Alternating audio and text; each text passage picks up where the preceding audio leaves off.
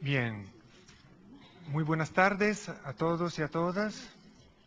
Buenas tardes a todos los presentes. Un gusto estar aquí para poder moderar esta mesa número 4, que cerrará un poco estos 2 días de trabajo acá en CEPAL.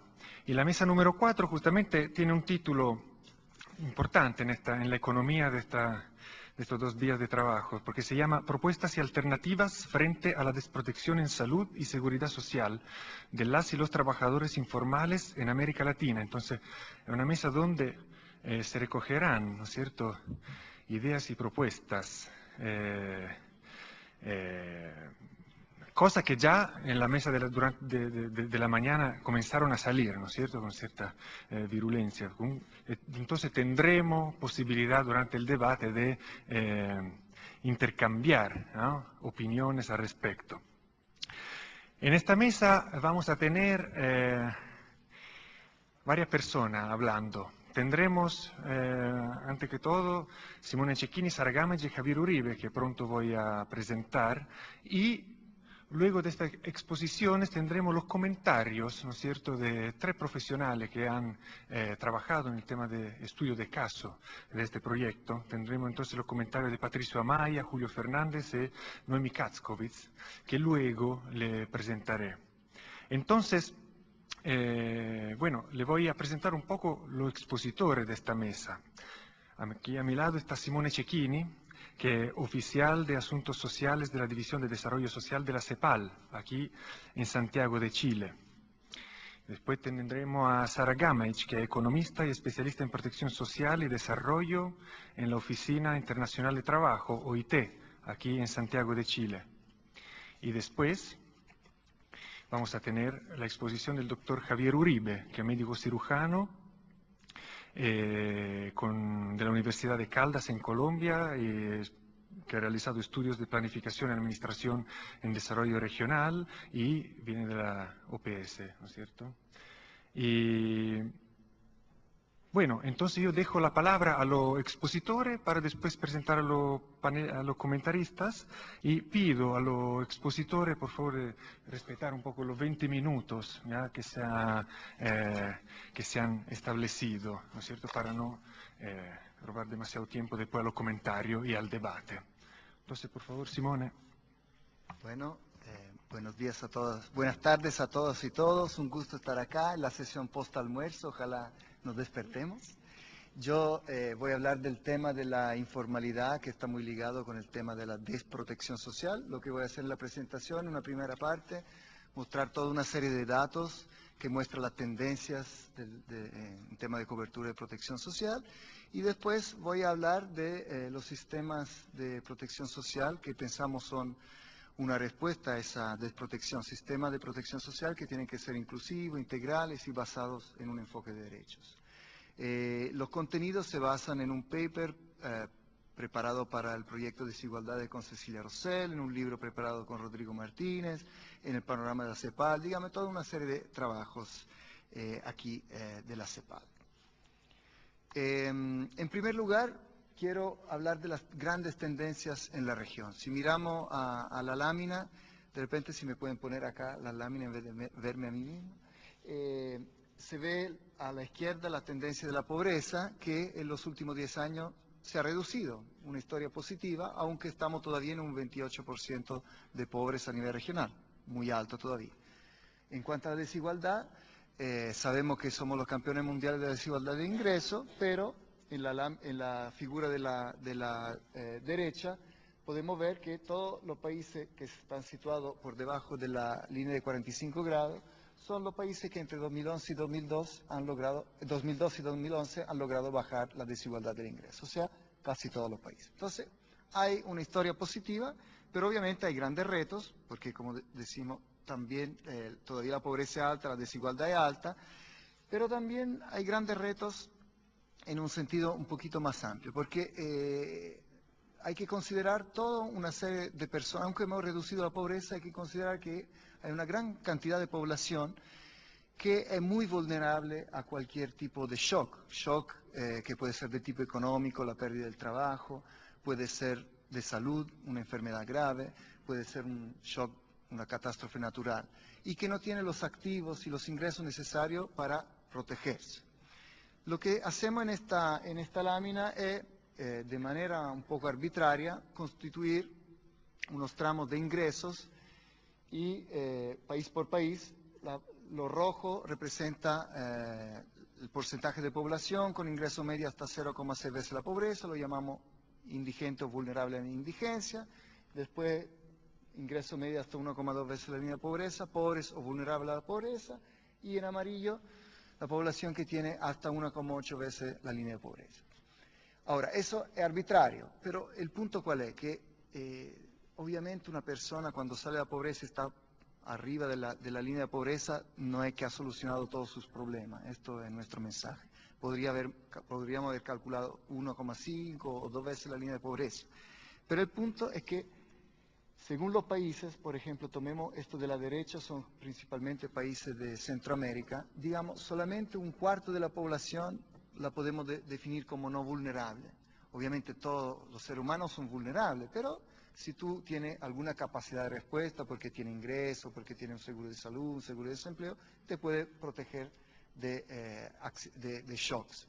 Mientras que el resto de la población, si hay un shock, está desamparada. Hasta en los países más avanzados, los países del Cono Sur, vemos que son altos los porcentajes de población que es indigente, pobre o vulnerable, alrededor del 30%. Lo vimos el día de ayer, la tendencia de la informalidad también ha sido positiva. Acá nosotros en CEPAL, lo dijo Jürgen, medimos la informalidad como en términos de ocupados que trabajan en los sectores denominados de baja productividad, o sea, en empresas de hasta 5 trabajadores, empleados domésticos y personal familiar no remunerado o cuenta propista que no son ni profesionales ni técnicos. Obviamente es una definición que tiene sus debilidades, por ejemplo, no cumple con algunas de las recomendaciones de la 17ª Conferencia de los Estadísticos del Trabajo, que dice que hay que considerar también los trabajadores informales en el sector formal, pero también tiene sus ventajas, que son que se conecta conceptualmente muy claramente con la heterogeneidad de la estructura productiva, con el gran reto que tenemos en la región de crear puestos una economía, unos puestos de trabajo más productivos. Y también tiene una ventaja muy digamos, operacional, que es que esto se puede calcular en todas las encuestas de hogares de los países. Pero el cuento cuál es, que del 90 hasta la fecha, la informalidad para áreas urbanas ha bajado, pero muy levemente. O sea, es un problema estructural que ha estado con nosotros por largo tiempo y va a seguir estando con nosotros. Acá desagregamos la tendencia de la informalidad para hombres y mujeres. La informalidad entre mujeres es más elevada que entre los hombres. Para los dos sexos ha bajado, pero la brecha se ha mantenido en el tiempo. O sea, no ha habido mejora en ese sentido. Y como le decía, informalidad y desprotección social están muy ligadas. En esta lámina ponemos a la izquierda la barra más oscura, son los porcentajes de trabajadores ocupados en sectores de baja productividad, país por país, y a la derecha la barra que representa a los trabajadores que no están afiliados a la seguridad social. Las cifras son bastante parecidas. Por lo general es más alto el porcentaje de trabajadores no afiliados a la seguridad social, porque puede haber trabajadores en el sector de medio o alta productividad que no cotizan, por ejemplo. En algunos casos la situación es la inversa, y son casos como Costa Rica, Uruguay, donde se podría pensar que la situación se puede deber a que hay un sistema por ejemplo, de salud más universal, y por lo tanto hasta los trabajadores informales están cubiertos. ¿Cuáles son las tendencias de la desprotección social o de la protección social? Bueno, acá dividimos el promedio regional según sectores de media alta productividad o sectores de baja productividad. Obviamente, como debe esperar, existe una gran brecha, pero también es interesante observar lo siguiente, que desde el 90, con la política de ajuste estructural, sistema de pensiones de capitalización individual, seguro de salud privado, etcétera, etcétera, bajó la protección tanto de lo informale como de lo formale, y después se ha recuperado en el tiempo, pero para los trabajadores formales casi hemos vuelto a los datos del 90. Para lo informal no lo hemos logrado. También algo que es obvio, pero hay algo también bastante interesante a observar, es que digamos, la afiliación a la seguridad social está segmentada por ingreso. Estas barras para 3 años, 90, 2000 y 2009, representan el porcentaje de población por quintil de ingreso que está afiliada a la seguridad social. Era de esperar que los quintiles más bajos tienen peor cobertura. Y la tendencia es que del 90 bajó la cobertura y después volvió a subir. Pero lo que sí es interesante notar es que la brecha entre el quintil cobertura en seguridad social del quintil 5 del más rico y del más pobre, que era 1,8 en el 90, ha ido aumentando a través de la década. O sea, la desigualdad en la cobertura de la seguridad social ha aumentado. Bueno, y también hablando de distintos tipos de brechas, no podemos cerrar los ojos frente a la brecha que existen entre lo urbano y rural. Obviamente, esto es sectores de alta productividad y esto de baja productividad, pero también hay una diferencia entre lo urbano y rural, y acá al interior de lo rural entre hombres formales, mujeres formales, hombres informales, mujeres informales. O sea, si vamos desagregando, y lo hacemos en el paper con Cecilia, se ve como hay grupos de población rural, las mujeres, también los jóvenes, que están excluidos de la seguridad social. Por lo tanto, frente a esta situación, nuestro mensaje en la CEPAL ha sido que el Estado tiene que jugar un papel central en la provisión de bienestar y de protección social. El triángulo de bienestar de Espin Andersen nos invita a mirar al Estado, a la familia, al mercado como grandes actores en estos ámbitos. Acá nosotros le agregamos también las organizaciones sociales y comunitarias, y todos tienen que jugar un papel, pero si adoptamos un enfoque de derechos, el Estado tiene que jugar un papel fundamental. Si dejáramos la protección social al mercado, ocurriría como en los 90, que los niveles de desprotección aumentan. Dejar la tarea de cuidado a la familia significa que las mujeres, por razones culturales, terminarían haciéndose cargo de eso.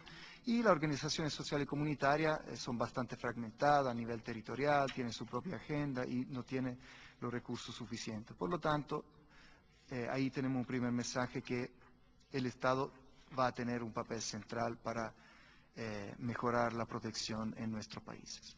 También quería mencionar que el concepto de protección social en la región ha evolucionado en el tiempo, y a cada concepción subyace una distinta concepción del Estado. Esta es una lámina histórica, digamos. Desde la independencia, bueno, el Estado era casi ausente y la protección social no existía, lo que existía era la caridad. Sí, de repente empezaban la primera escuela, pero no había nada. Después, con la primera década de 1900, y acá estoy haciendo un cuento regional hiper simplificando, pero digamos, empezó a adoptarse el modelo bismarckiano, la protección social, que llamamos al empleo formal, para los trabajadores principalmente urbanos, hombres, dejando fuera los rurales. Las mujeres estaban protegidas en cuanto esposas de los hombres.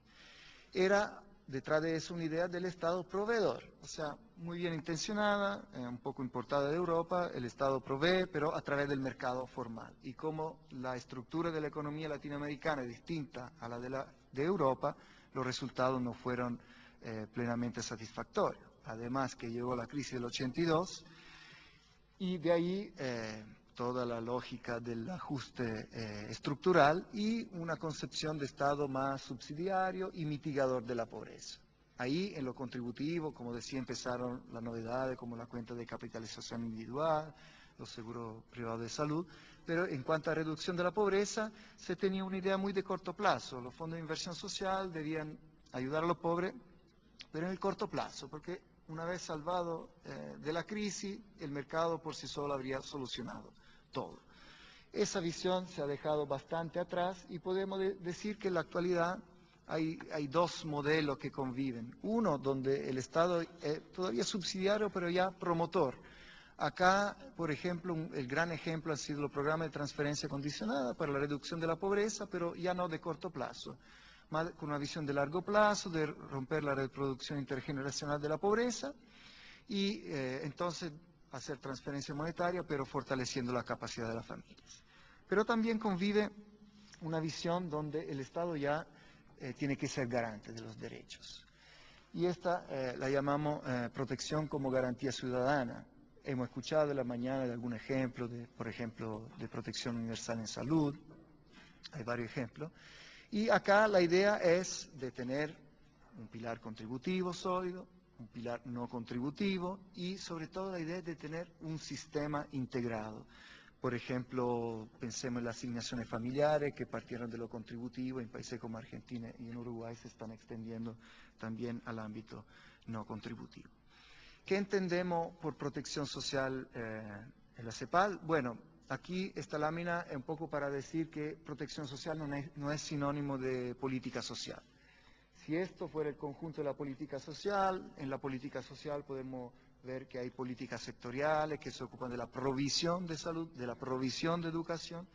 Hay políticas que podemos llamar de promoción social que se ocupan de que las familias salgan con sus medios de la pobreza, por ejemplo el microcrédito, la capacitación laboral, etcétera, etcétera. Y después estaría el sistema de protección social que tiene tres funciones principales. Uno, asegurar un nivel mínimo de ingreso, tanto para que los pobres suban sus niveles de ingreso como para que los no pobres tengan algún seguro que lo defienda en un periodo de crisis.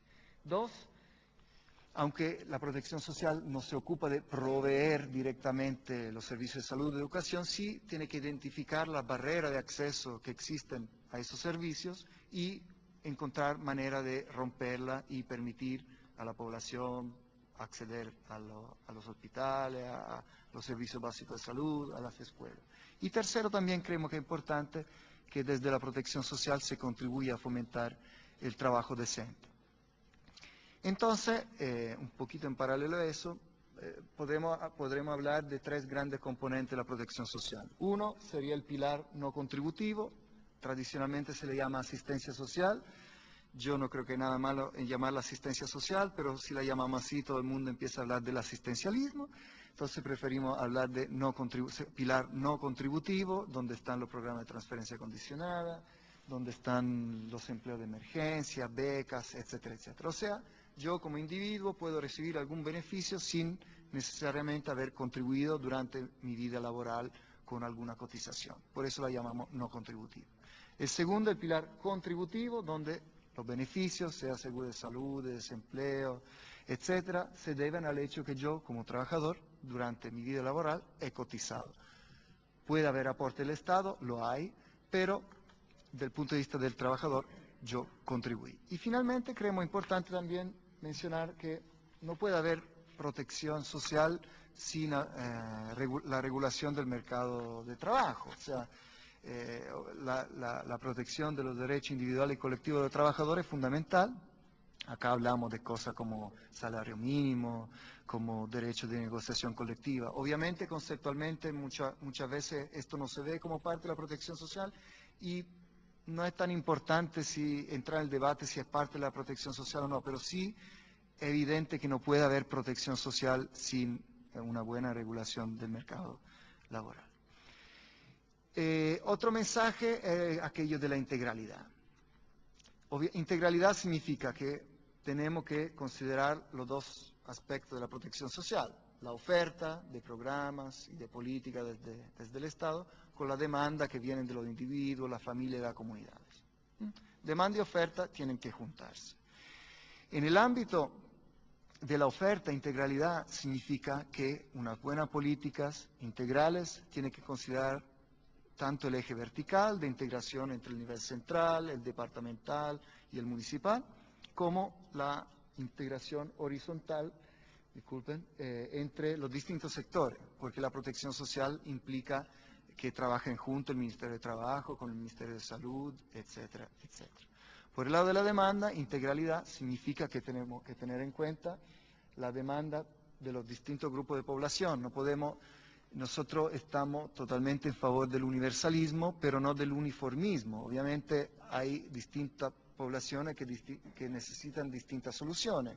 No es lo mismo vivir en área urbana, rural, pertenecer a un grupo étnico, etcétera, etcétera. Entonces hay que tener distintos programas que satisfacen distintas necesidades. Y también hay que tomar en cuenta, y recientemente se hace en nuestro país, el eje longitudinal del ciclo de vida, o sea, considerar que la política tiene que hacer frente a los distintos periodos de vida de los individuos y de la familia, desde la niñez hasta ser adulto mayor. Esta la voy a pasar. Y, como decía, la protección social es un derecho reconocido en instrumentos internacionales, la Declaración Universal de los Derechos Humanos del 48 lo hace, el Pacto Internacional de Derechos Humanos Económicos, Sociales y Culturales del 66 lo hace, pero también lo hacen afortunadamente varias constituciones en nuestro país, ejemplares, y escuchamos en la mañana Brasil, 88, Colombia, 91, hay otros países como en donde residimos acá, donde la Constitución no está a esta altura. Pero bueno, en los países hay toda una serie de derechos reconocidos legalmente. También lo que observamos, si vamos a ver las políticas y los programas de protección social, es que hay crecientemente un discurso de protección de los derechos y promoción de los derechos, un enfoque de derechos. Pero ese discurso no siempre se traduce en la expresión formal de garantías explícitas.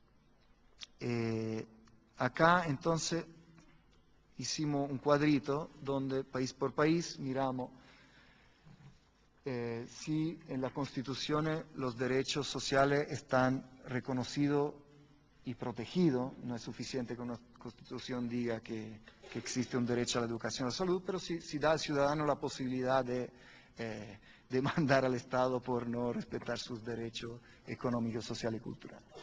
La segunda columna nos dice si en la retórica, por lo menos, de los programas y de la política de protección social hay un enfoque de derecho, y como pueden ver, en la mayoría de los países se da. Pero cuando vamos a analizar si existen garantías explícitas, ya son pocos los casos, y muchos son de la salud, del Sistema Universal de Salud en Brasil, el caso colombiano, la garantía explícita en Chile.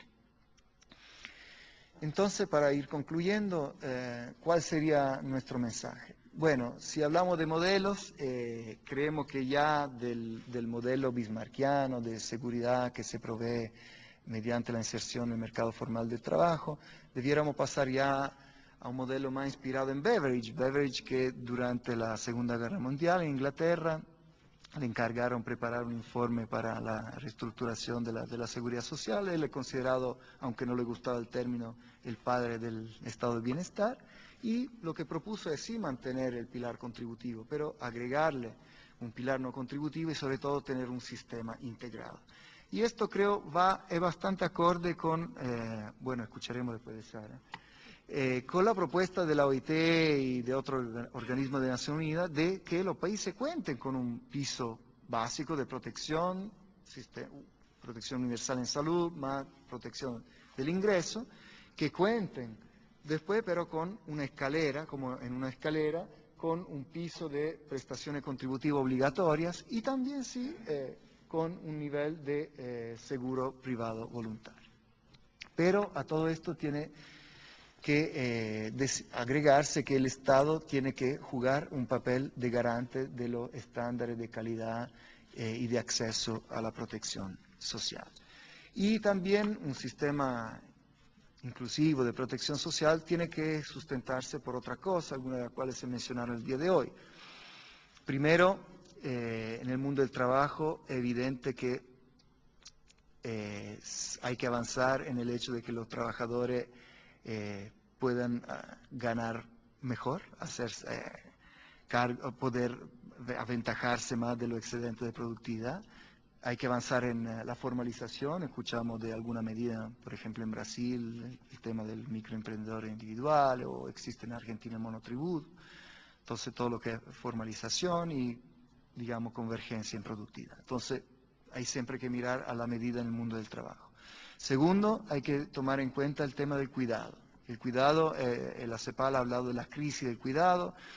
Las mujeres se han hecho cargo en nuestra región tradicionalmente de enfermos, discapacitados, niños, adultos mayores, pero el Estado tiene que intervenir ahí y hay países que están trabajando hacia la constitución de sistemas de cuidado donde el Estado apoya concretamente a las familias.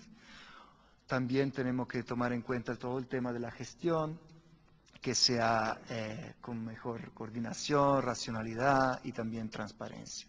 Y finalmente, para hacer todo esto necesitamos del famoso pacto fiscal, o sea, tenemos que ponernos de acuerdo de dónde y cómo sacar los recursos. Hay países donde los niveles impositivos son bastante ya elevados, como puede ser Brasil. Hay países, lo escuchamos en la mañana, como México, donde los impuestos se pueden elevar, o países como Guatemala, pero también no es solo un tema de elevar los impuestos y recaudar más, es también un tema de recaudar mejor, porque hay muchos impuestos que son regresivos, pensemos los impuestos indirectos, el IVA, entonces avanzar también hacia medidas más directas como el impuesto a la renta, que tiene mejor efecto distributivo.